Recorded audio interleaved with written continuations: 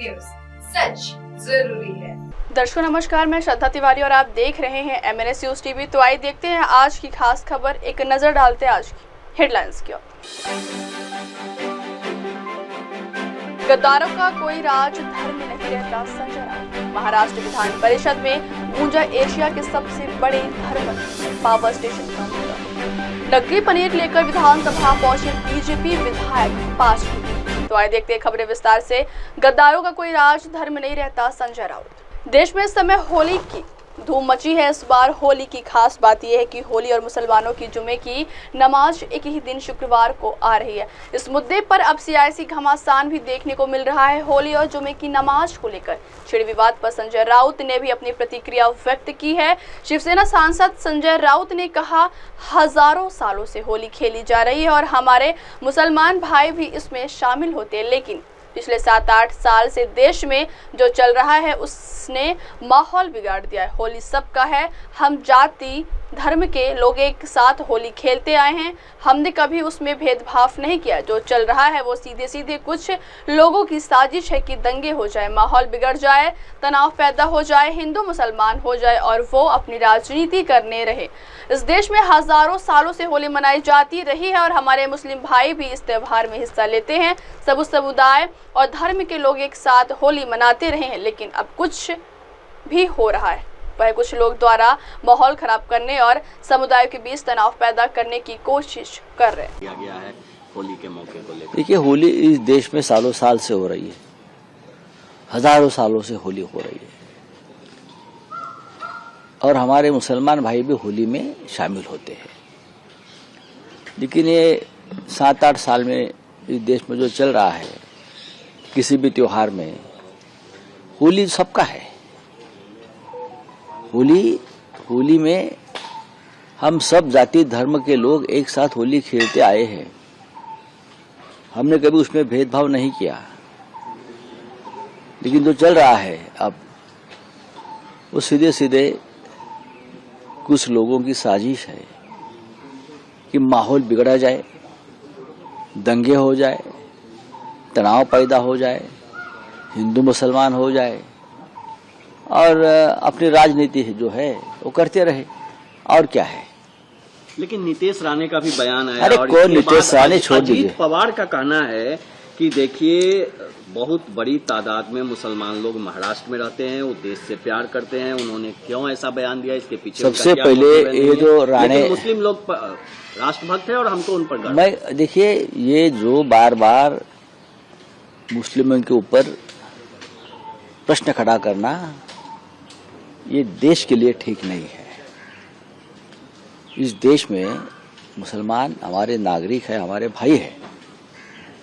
फिर प्रश्न खड़ा करना है तो जो डॉक्टर प्रदीप कुरुलकर, जो डिफेंस मिनिस्टर में बैठकर, डायरेक्टर पद पर बैठकर RSS का आदमी है, उसने पाकिस्तान को गोपनीय दस्तावेज दिया। आपको मालूम होगा, डॉक्टर कुरुलकर अभी खड़ा है, उसके बारे में बात कीजिए ना। ऐसे बहुत से लोग इस देश में हैं।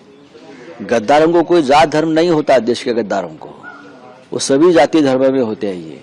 लेकिन आपको नहीं लगता कि औरंगजेब को लेकर भी सियासत आपके राज्य में ज्यादा हो रहा है? इस देश में, हमारे महाराष्ट्र एक प्रोग्रेसिव स्टेट रहा हमेशा। अब वो जो हमारी इमेज है प्रोग्रेसिव स्टेट की, ये 10-5 लोगों ने खत्म कर दी,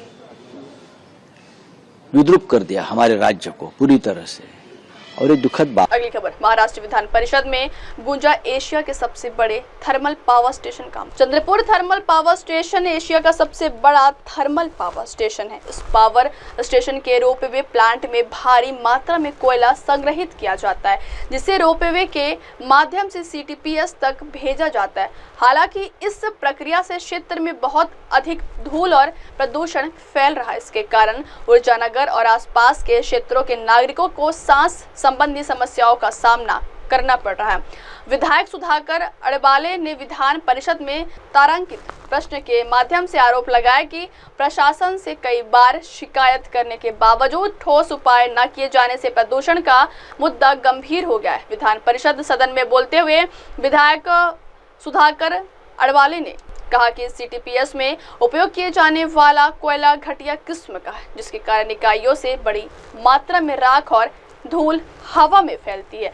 इसके कारण 10 किलोमीटर तक प्रदूषण फैल रहा है और नागरिकों के घरों में भी राख जमा हो रही है। इसका सीधा असर नागरिकों के स्वास्थ्य पर पड़ रहा है। कई लोग सांस और अन्य गंभीर बीमारियों से पीड़ित भी हो रहे हैं। इस पर जवाब देते हुए पर्यावरण मंत्री पंकजा मुंडे ने कहा, हमें शिकायत मिली है और इसकी जांच के बाद प्रदूषण रोकने के लिए सुधार करने के आदेश दिए गए हैं। यूनिट नंबर 8 की मरम्मत करने के निर्देश दिए गए हैं और इलेक्ट्रोस्टैटिक डिसिपेटर की जांच की जाएगी। अगली खबर, नकली पनीर लेकर विधानसभा पहुंचे बीजेपी विधायक 5 पुते।